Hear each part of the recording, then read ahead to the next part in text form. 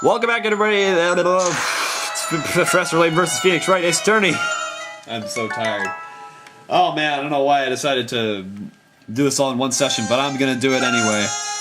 Heading into episode 8, Tavern Tale. The tale of a certain rainy night. It's not funny this time. What? But it's supposed to be funny. One puzzle means one more step on the path to puzzle mastery. Well, I hope you have some comfy shoes ready, because at this rate you're going to be walking that path forever. The fiercer the adversary, the better. I assure you that is why.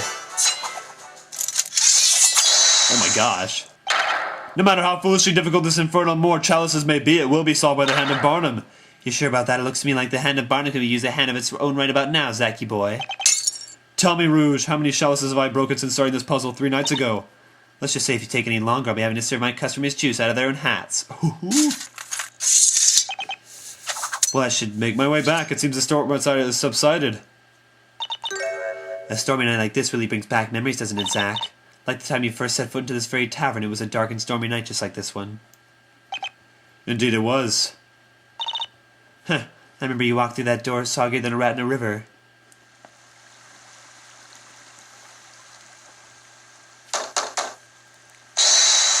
Open the door! Hurry! Hold your horses, I'm coming. Tavern's closed. I'm coming. Tavern's closed. You know, you're lucky I'm opening the door in this storm.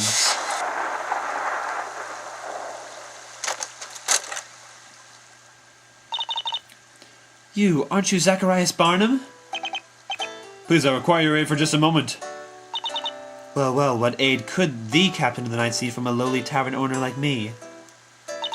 If you think for a second I'm going to sell out whatever bandit you're after, then you've got another thing coming. Please, they're after us. I asked for but a moment's shelter. After you? Surely you have heard word of the recent witch sighting at the farm on the outskirts of town, have you not? Who hasn't? Word is that witch did quite a number on the farm's chickens and crops. I heard you guys tried to put up a fence to keep them out. A lot of good that did, huh? I can't remember her voice. There were no traces of footprints at the scene. 'Twas surely a witch's handiwork. So, shouldn't you be out there hunting a witch? That is correct, and so tonight I finally managed to capture the culprit. You caught the culprit? Yes, this fiend right here. Oh my gosh. I give you our witch. The beast cannot be more than a year old. My, he's certainly the tiniest criminal I've ever seen. Quite. Every day this beast has been getting itself into trouble. Honestly, no one would have ever suspected this puppet could be the one behind those missing chickens.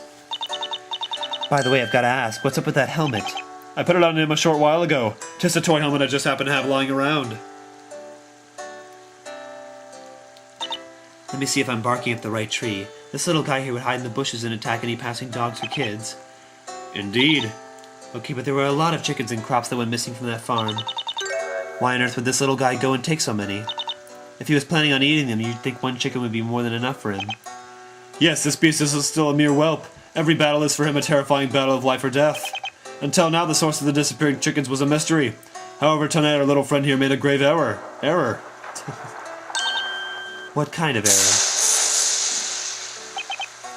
There was a group of townspeople patrolling the crime scene during the storm tonight. They were under the assumption that the culprit was a witch. Something tells me the pup's little trick didn't go as planned. Yet he went through with his trick and ended up biting off more than he could chew, so to speak. The townspeople were hungry for a culprit to capture and chased after the mutt. He was thus forced to escape into the forest. He managed to lose him in the forest with the exception of one. And let me guess, that one was one Zacharias Barnum, right? He truly put forth a valiant effort. Quite clever for the beast that he is. The little guy must have been scared stiff with all that armor clattering around after him. I chased him through the forest before, finally, he grew tired and stopped to rest in a clearing deep within the forest. 'Twas the beast's home. So he ended up smack dab in the middle of an enemy territory. Sounds like an impasse if I ever saw one.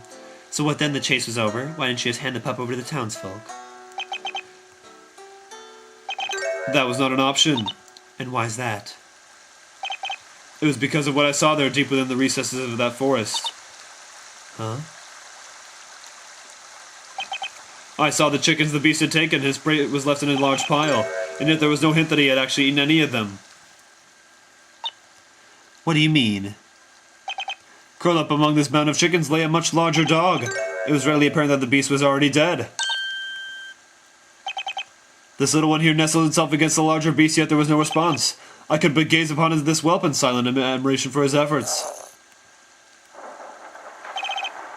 I distinctly remember the larger one's appearance.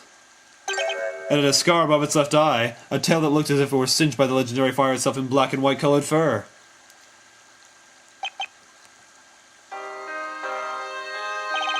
I knew that beast.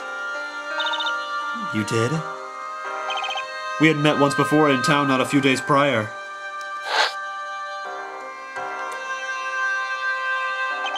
I was at the head of the storyteller's parade.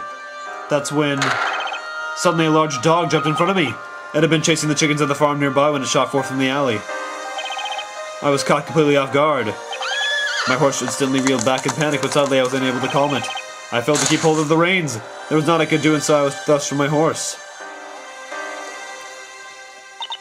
Oh, I get it now. That must have been the famous Barnum's Wild Ride incident everyone loves talking about. Heard you were dragged all over town. Don't seem any worse for wear, though. You're definitely now the stuff of legends. Unfortunately, the dog that ran into the prey was much more worse for wear. In the chaos that followed, the beast was caught under my horse, trampled, and kicked aside. Somehow it managed to drag itself upright. It then limped its way back to the alley and disappeared. Aww. Unbelievable. So you mean... Indeed, the dead dog in the forest was the very same dog from the parade. There was no mistake, the beast was mortally wounded at that parade. Alright, so what about the pup? This is only an assumption, but perhaps this little one is the beast's offspring.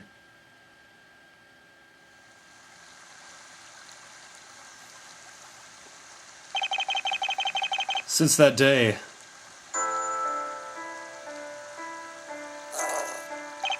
this little one, despite his small stature and fear, would face prey much bigger than himself. When his strength failed him and he could no longer move, he would escape into the forest, all this for the sake of his mother. Day after day, never once realizing that his mother had long since uttered her last breath.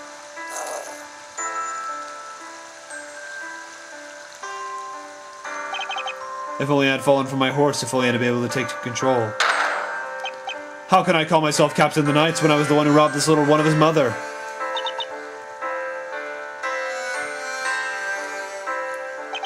I think this little one was there to witness what I did to his mother. He must be quite aware of my actions that day. What do you mean? While he may still be young and his stature small, this dog is a true knight of the highest caliber. He protects that which needs protecting, and will ready his fangs at but a moment's notice from any just cause. I think it was a typo. That is why I could not simply hand this most valiant knight over the townsfolk. As we speak, they are braving the storm in search of him. However, they will likely give up before too long. I ask you, but please keep this one little safe here. I beg of you.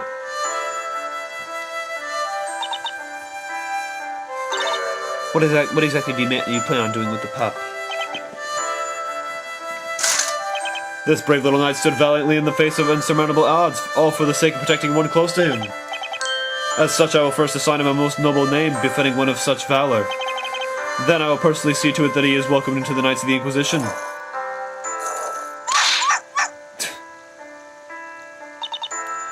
From where I'm standing, it really doesn't look like this little guy is all too thrilled with you and your plans. It would appear so, but... Oh boy. Ah! No doubt about it, he doesn't like you one bit. That's what little guys like this do. They bite. 'Twas my error. Oh, come on now, you're not even bleeding, you big baby. The big bad knight captain, bitten by a cute little pup like some kind of chew toy. Not the most manly of stories. Nonsense, it was an honor to be chewed on by such an admirable creature. After the fast talk rate, Mr. Knight Captain. Look, give me a minute and I'll get you patched up in no time. Until then, how about you keep yourself entertained with this little puzzle I came up with? Oh boy. Mouse Mayhem 2 should be child's play for a knight like you, Mr. Knight Captain. Oh, I don't think I like Mouse Mayhem 2. Or the first Mouse Mayhem, I should say. I need my stylus. I just dropped it on the ground again. Ah, crap. Okay, Mouse Mayhem 2.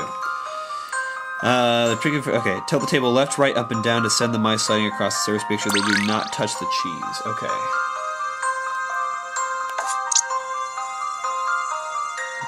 shouldn't touch the cheese.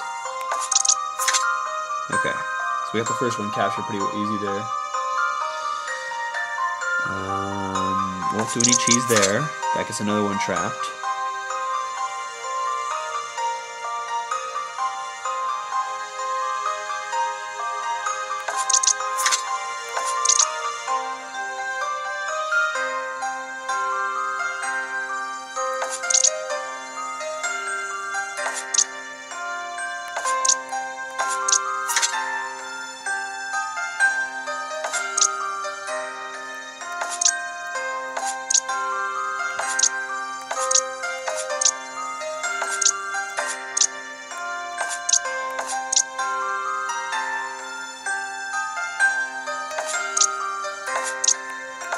There we go. God, those little See if I've suckers. proven myself.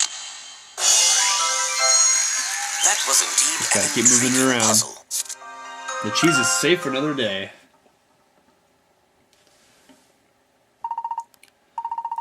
I see. My, how fascinating. No doubt this puzzle was originally created quite a while ago, is that correct? Sir Top Hat!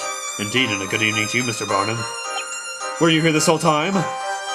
Not at all, I just arrived right now to get a cup of water. And it does seem I managed to arrive just in time to hear an old story. Anyway, where's the rest of your motley crew gone? Oh yes, Mr. Wright and the others appear to be sound asleep upstairs. They're all enjoying being together again after so long. They must have tired themselves quite a bit. Ah, all right. Well, glad to hear they're doing fine. By the way, Mr. Barnum, what is it? Perhaps you could tell me how you obtained that scar I see above your left eyebrow. I received this quite some time ago. A most formidable knight gave me this old wound. 'Twas not by his sword, but rather his small fangs that he gave me this injury. Say, Mr. Fancy Hat. Yes, Miss Rouge? The little story you just heard. Do me a favor and keep it under that hat of yours, okay? Why, of course, Miss Rouge. However, there is but one condition. And that is? If you would do me the honor of allowing me to take on the puzzle that left Mr. Barnum stumped for 3 days. I speak of more chalices. Well, looks like we've got ourselves another challenger. So I guess they're getting us pumped up for this more chalices puzzle, I guess. I'm not quite sure, but... Either way, that was episode 8.